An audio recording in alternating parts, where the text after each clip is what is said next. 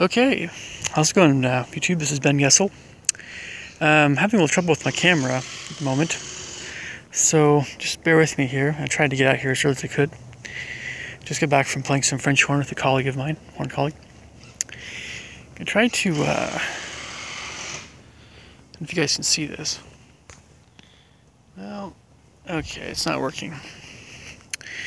Anyway, whatever. A few thoughts here tonight for you guys. I was going to try to show you guys some stuff, some signs. I mean, I don't know, my phone just does some funny things sometimes. So, I was just curious how many of you guys saw this first music theory video and what you liked about it, what you didn't like about it. Trust me, we can make an infinite number of other videos. But try not to have them be too long. I want to have them kind of more bite-sized for you guys. But I really kind of covered the essential nature of what I was talking about. First off, was that there's a difference in music theory, in music, between seconds, like a second, like number 2 seconds, and thirds. A second or a step is like a C to a D, right? First scale step to second scale step. They're right next to each other, right? When you play those kinds of things together, like two white keys on the piano right next to each other, when you play them together, it will sound okay, but it's not going to be a harmonious sound like a third as much. And when you get those stacks of thirds, for instance, the triad, or later on we'll talk about triads with, I should say, triadic harmony with 4 notes and 5-note chords, 6-note chords, 7-note chords, and so forth. All separated by thirds, and you'll see what I'm talking about.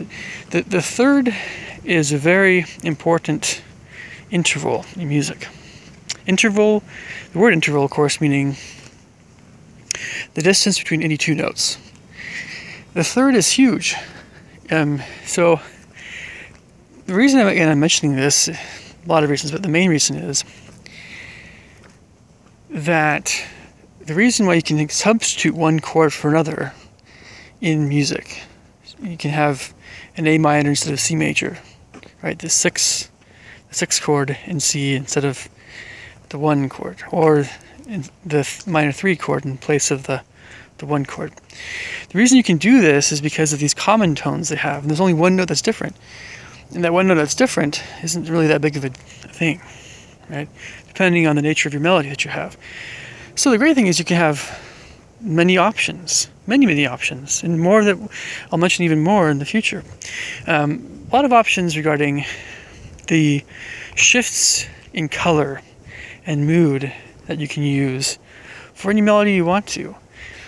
There's so many things that you can do with any melody. You can reharmonize it.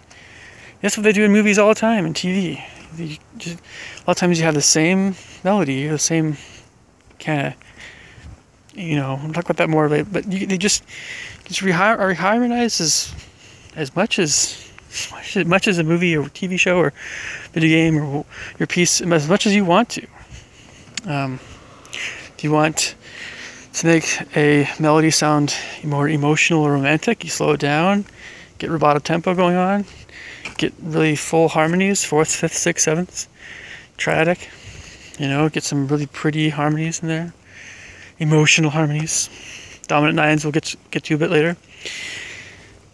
Or if you wanted to make something a bit more aggressive, violent, it can take sometimes the same melody, make it a minor, make it punchy accents, a lot of just sudden fortissimos, and make it really blocky, aggressive, maybe a 4/4 time, or marchy 2/4 or something. It all depends. Faster stuff, of course. You want to make something sad, slow it down, way down. Keep it minor, but you want much more legato style. We'll talk about more like, I know I'm mentioning all these words that are very technical. Legato is just very connected, right? Accents are very, that's where that anger thing comes from, and scary stuff. All right. The accents, by the way, look like they're little sideways, like a sideways cone, with the big side to the left. And they just basically mean immediate, play a note immediately loud and have it die away very quickly, which you can do on many instruments, but the piano you have to kind of let it naturally die away. You can't make it die away more, which there's no device to make the sound die away quicker like you can on a trumpet or something. So accents sometimes mean a little bit different kinds of things in the piano, but yeah, when you see those big long curved lines, they often mean slurs, legato. That's that connected playing. They can also mean ties, which just basically you're talking about sustaining a note for a long period of time across bar lines. And we'll get into all that, what that all means, all that theory stuff. But yeah, I was just curious what you guys thought of that first video. What did you like? What didn't you like so much? I know I can try to get a tripod and all that stuff to put my phone in a place where it's not shaky. I know. So, I mean, I should mention this. As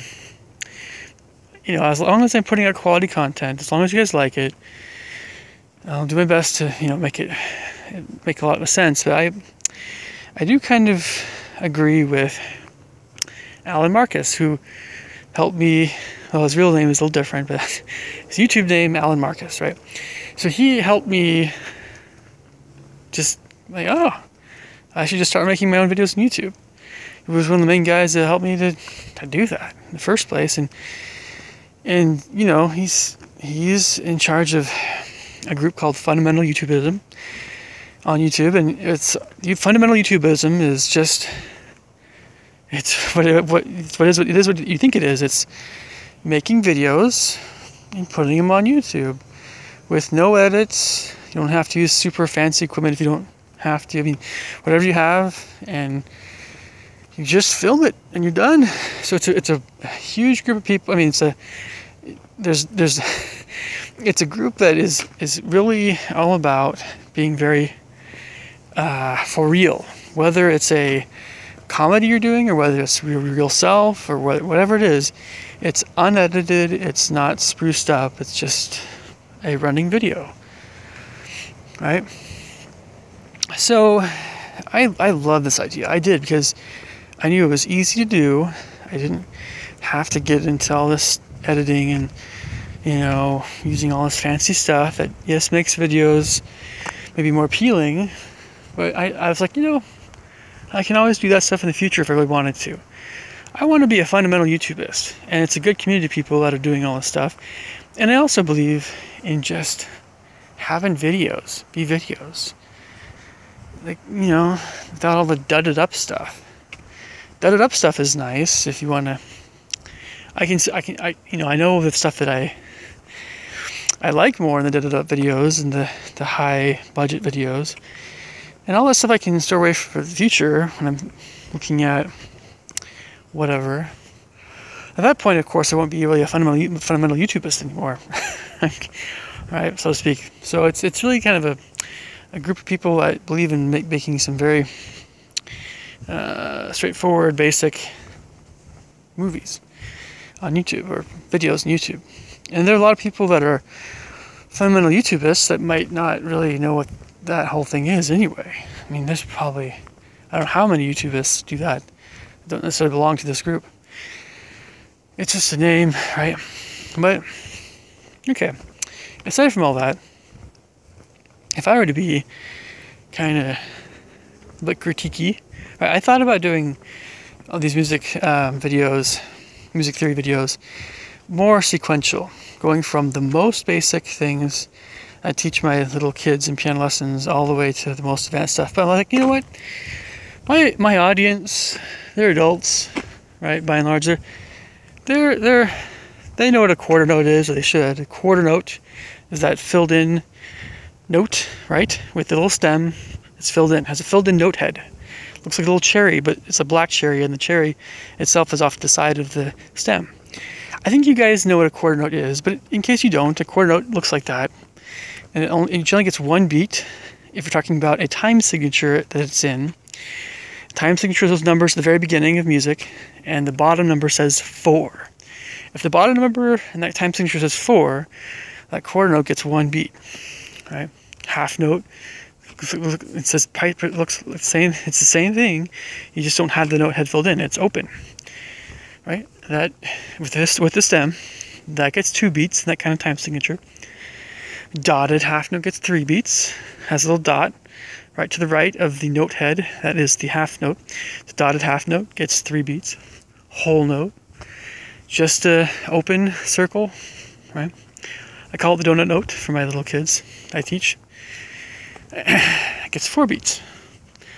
Eighth notes have a little flag on a quarter note. You just add a little flag thing.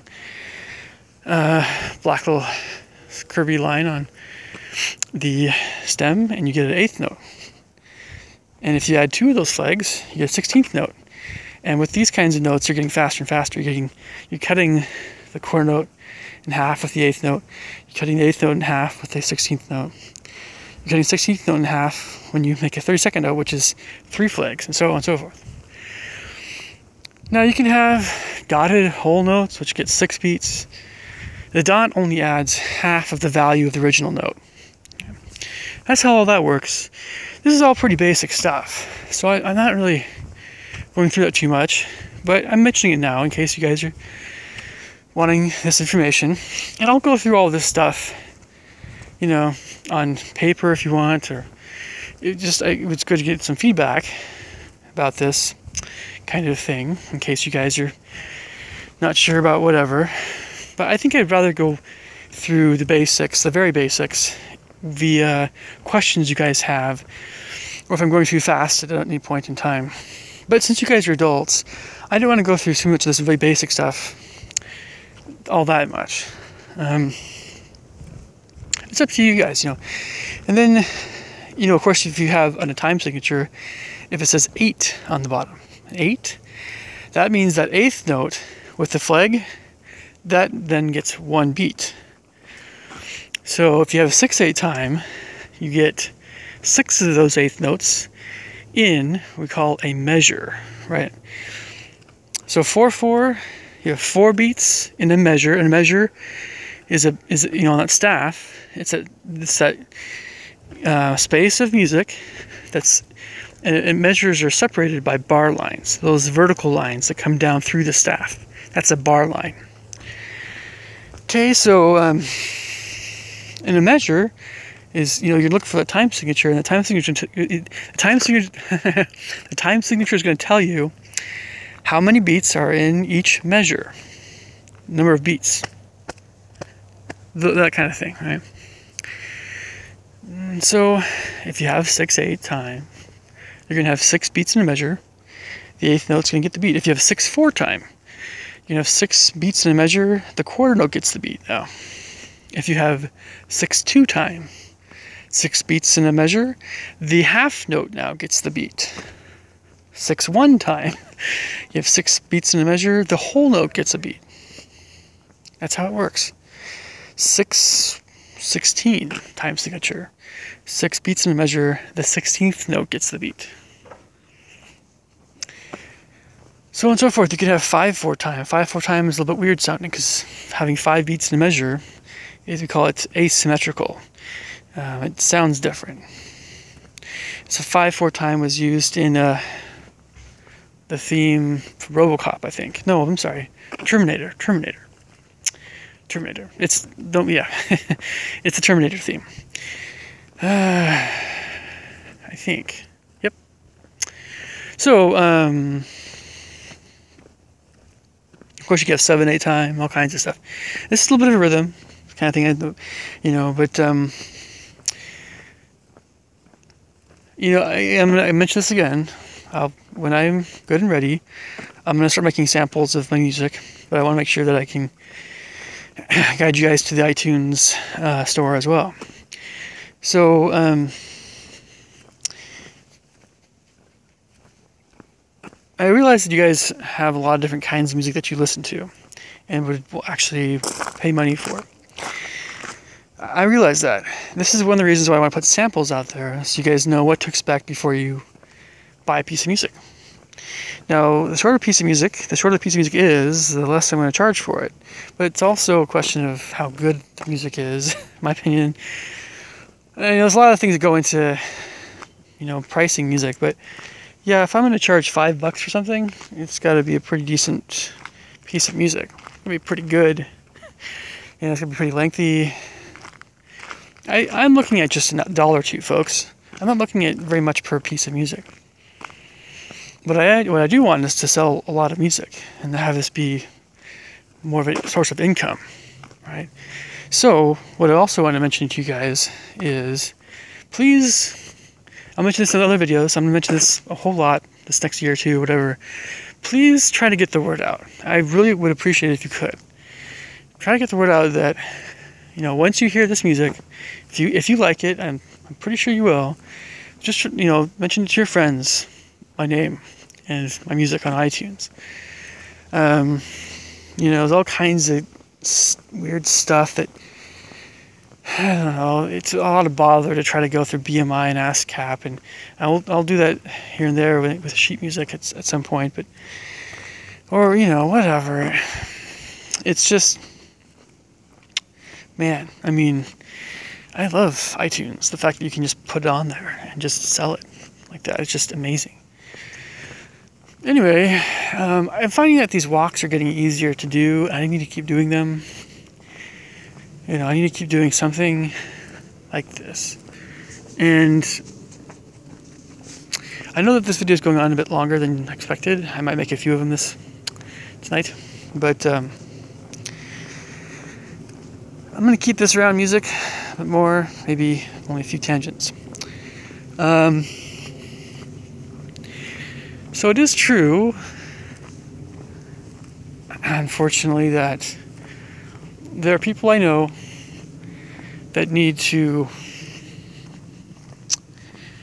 shape up a little bit, as well as people that need to grow up a little bit. And, the crazy thing is, it doesn't matter how old you are. If, I don't know, I won't get into details here, but there's someone I know that has a good heart that, how can I put this?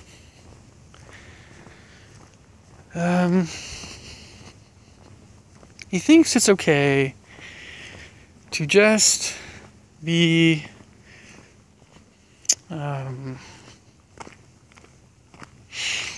more aggressive with how he goes about doing things he does. If you're a policeman, for instance, and you have this quality, it kind of works when you're dealing with scum. That's what we need. But obviously, a lot of time when you're not dealing with scumbags, you need to be aggressive.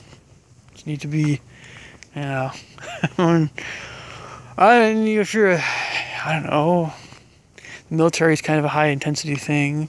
Obviously, people in the military have temper issues. That's kind of a thing too. But I think because of the fact that you're a cop, and it's kind of more of an ongoing job for a long, long time, the military is kind of similar but different. I wouldn't know personally, but I can probably say more about cops. It's just, cops particularly need to watch their temper. They need to watch how they talk to people. Because the nature of their job involves being you need to be very aggressive at times. But still very clear thinking, right? You can't you can't just go mental every single time someone gets, every single time you pull over someone at a traffic stop. That tends to get to the sergeant sometimes, and you usually get giving people lots of tickets. That sergeant's going to look at your state of mind. At some point you get enough complaints. So yeah, I know someone. He just goes to my church. He's got temper issues, and he's had them for a long time. And he was both in the military and a cop, parole officer.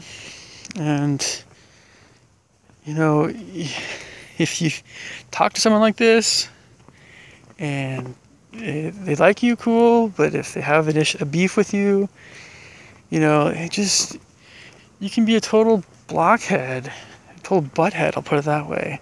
If you are a more aggressive person, let's hope you never actually do anything physical to someone who is just like minding their own business. It doesn't matter how many fights you've been in, doesn't matter. No. Doesn't matter if you truly are thinking whatever about someone in any negative light.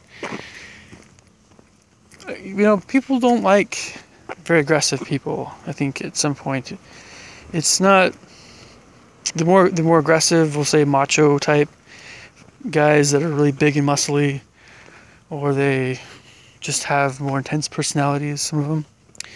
All these guys, they have issues. They have troubles with people because they're so aggressive, and they have to learn how to not be that way for whatever reason. And gosh, maybe take up boxing. I don't know. Get punched out by Muhammad Ali or someone like that. Someone like Evander Holyfield. Just get punched out a bunch of times. Just get beat up by, in these fights. They have to be regular fights, not like with referees and stuff. No cheap shots. But just do that for a bit, crying out loud.